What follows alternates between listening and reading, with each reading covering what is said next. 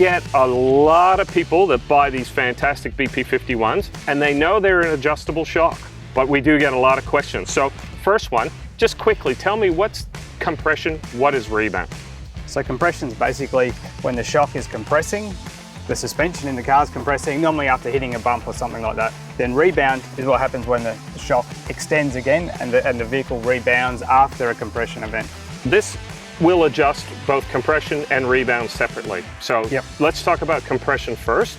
Why would you adjust your compression?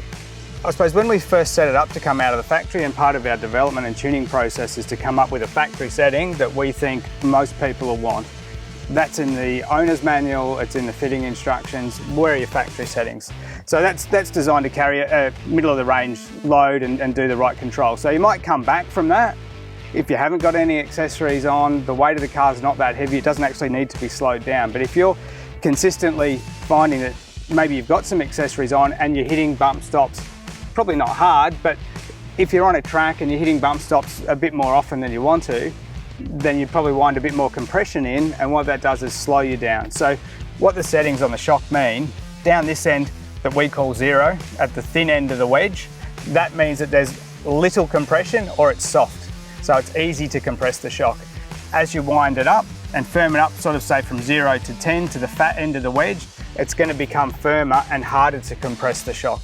So if you find the car's bouncing around, it's compressing in too fast, then you can wind that up.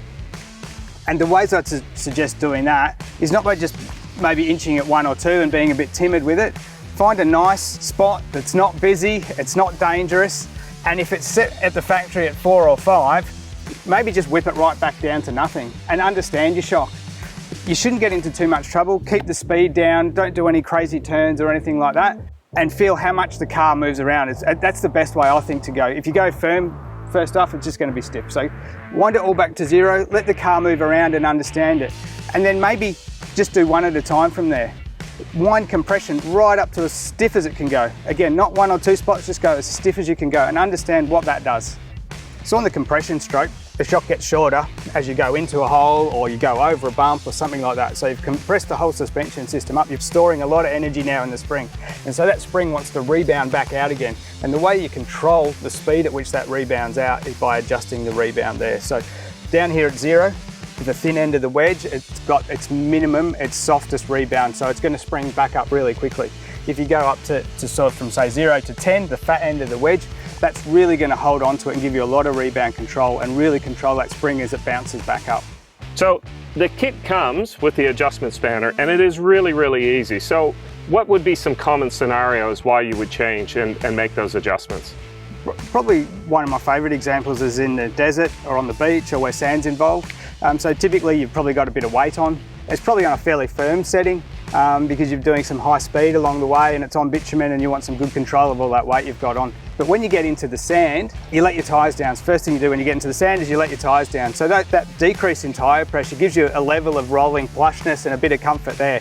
The other thing the sand gives you is it gives you a level of compliance. You know, the sand will move when the vehicle passes over it. You know, it's not like bitumen that's quite solid. So with softer tyres, softer surface that you're driving on, you can stiffen your shocks up a bit. And the advantage that gives you is you can carry that little bit more speed. And particularly if you're off-road, on sand or in the dirt, and you get onto that, you know, unexpected obstacle when you get that oh crap moment that you're going to hit the bump stop. So to avoid that, you can crank a bit more compression in, you can crank a bit more rebound in to control that spring energy as it wants to extend, and really rely on the tyre pressure and the softer surface to give you a bit of compliance and get the full benefit out of the shock at the same time. What about towing? What would you do if you were suddenly towing something heavy? Yeah, so there's a couple of things you can do with towing. You know, you're going to have additional ball weight that's got a little bit more leverage too by being so far back on the car and it's right on the ball. So you can put a bit more compression in to stop that ball weight from pushing the rear of the vehicle down. The other thing that towing does is it sort of tends to cantilever and pick the front up. So the other good tip there is you can crank a bit more rebound in even when you're on the road, on the highway and towing there, and just going over those gentle undulations. If you've got a fair amount of ball load, it's going to want to keep pulling the front of the vehicle up, which is not good for steering and braking and everything else. So a bit more rebound in the front when you're towing is a really good tip. Well, that's really, really interesting because that shows where you're adjusting just compression in the back and just rebound in the front. And that's one of the really big benefits of this product is being able to independently adjust that and finally tune it to your requirements. So all you customers, please have a go. See, it's very, very easy to adjust, but if you need some help, always remember, head to your local ARB store. They're there to help.